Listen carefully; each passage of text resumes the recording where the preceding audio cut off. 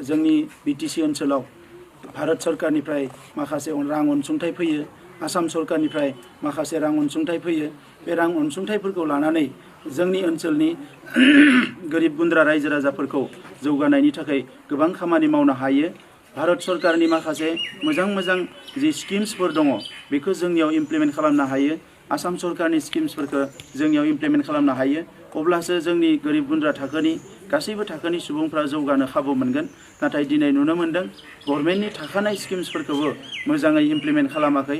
बेराफारसेथिं बिटिसिआ हारसिङैनो समाज जौगानायनि, हारि जौगानायनि एबा ओनसोल जौगानायनि मोजां मोजां स्किम्सफोर प्रजेक्टफोर बिथांमोना लायाखै एबा लानो नाजायाखै।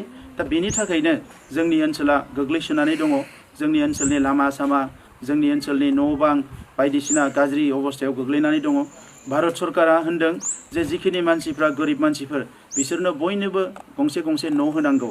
जाय मानसिफ्रा दिनै गेस गैया बिथांमोननो गेस सिलिन्डार होनांगौ। जायनि न'आव टयलेट गैया बिसोरनो टयलेट होनांगौ। जायफ्रा साख्रि बाख्रि गैया बिसोरनो जब कार्ड होनांगौ।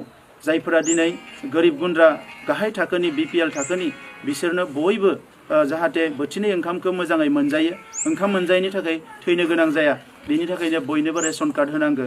बेफोर खामानिफोरखौ सरकारा माने भारत सरकार आरो आसाम सरकारा बेखौ हरो। नाथाय जोंनि काउन्सिल सरकारा बेफोरखौ रायजोफ्रा मोनदोंना मोनाखै बेखौ नायबिजिरनांगौ। आङो बावैसो बेरायै गामि ओनसोलफ्राव नुनो मोन्दों जे दाबो जोंनि गोबां मानसिनि न'आ हानिसो, मोजां गंसे न' गैया। जायनि थाखाय अखा बांखा अराय सम बिथांमोना खैफोदाव गोग्लैयो। दा बेनिखायनो नैबे समाव बे सरकारखौ सोलायनांगोन जोङो आरो खामानि मावग्रा मानसिफोरखौ जोङो बे सरकाराव लाबोनांगोन। आङो जोबोद दुखु मोनदों मानोना बिथांमोनखौ आंबो हास्थायदोंमोन जे बिथांमोना रायजोफोरखौ अनगोन, रायजोजों थागोन, रायजोनि खामानि मावगोन। नाथाय बिथांमोना दिनै रायजोनि फारसे मोनसे नायख्लेंनाय आखु दिन्थिदों। जायनि थाखाय जोंनि लाइमोनफ्रा दिनै खामानि मोनैनि गुजरात हारियानायाव खारनो गोनां जादों। आइजोफ्रा दिनै रांखान्थिनि बिथिङाव गोबां खस्थ' गोग्लैनो गोनां जादों। मानोना दिनै सेल्फ हेल्प ग्रुपनि कनसेप्टआ सारा भारतावनो दङ आरो सेल्फ हेल्प ग्रुपनि गेजेरजोंनो आइजोफोरखौ गोबां स्किम्स होनानै गोख्रों खालामनो हायो। आरो बे खामानिफोरखौ मावनायखौ जोङो नुनो मोनाखै। दा बेनिखायनो रांखान्थियाव जौगानायनि खुनु लामा गैयै बायदि नुदों। आबादारिफोर, जोंनि ओनसोलाव गोबां अखा हायो, जोंनि ओनसोलाव गोबां निजोराफोर दङ, केनेलफोर दङ, बेफोराव दै दङ। दा एसे सरकारा इरिगेसन सिस्टेमखौ थिग खालामोबा खेबथाम गाहाम आबाद मावनानै जोंनि माहारिया जौगानो हायो। नाथाय बेखौ बिथांमोना मावाखिसै। दिनै जोंनि फरायसालिफोरनि थासारिया मोजां नङा, जोंहा अंगनबादिनि थासारिया मोजां नङा, मिड डे मिलनि साख्रिखौ होनो हायाखिसै। दिनै गोबां आइजोफ्रा मिड डे मिलाव साख्रि मावनो फैनानै बिथांमोना जेबो मोनाखिसै। बेजों लोगोसे LP school, ME school, high school, college जेरावबो जेंना दङ, मोनसेबो जेंनाखौ बिथांमोना सुस्रांनानै होआखिसै।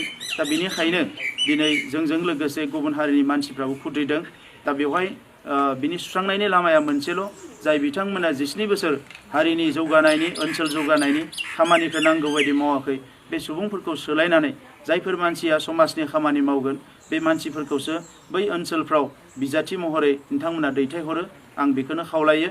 आङो बे समाव नोंथांमोननि खाथियाव दुखु फोरमायो जे नैबे बिसायख'थियाव मोनफ्रोमबो गामियाव थांनो हानाय नङा। मानोना बिटिसि ओनसोलाव गासै 3082 गामि दङ आरो बे गामियाव बेरायजोबनांगौआ गुसुं समनि गेजेराव जानो हागौ आंनि थाखाय जाफुंसारनाय नङा।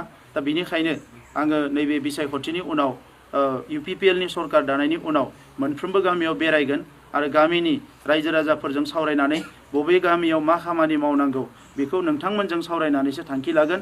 दा बेनिखायनो आं निमाहा बियो नैबे बिसायख'थियाव बयनिबो गामियाव बयखौबो लोगो हमनो थांनो हायैनि थाखाय। नाथाय आं नोंथांमोनखौ खावलायो बिटिसि गोरोबथाखौ, बिटिआर गोरोबथाखौ मोगथाङाव महर होनांगौब्ला बिटिआर गोरोबथायाव सागान होगिरिफोरनिनो सरकार फैनांगोन आरो आंबो सासे सागान होगिरि।